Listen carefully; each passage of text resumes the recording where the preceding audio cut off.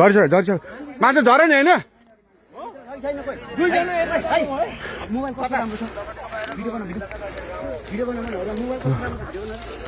यहाँ के झरेको छ र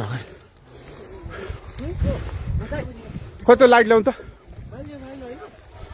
भाइ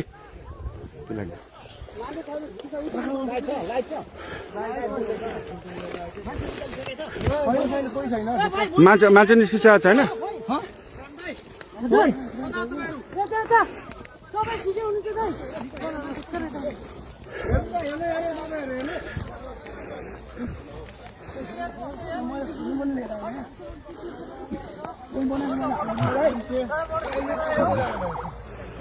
बुद्धर अहिले भर्खरै यो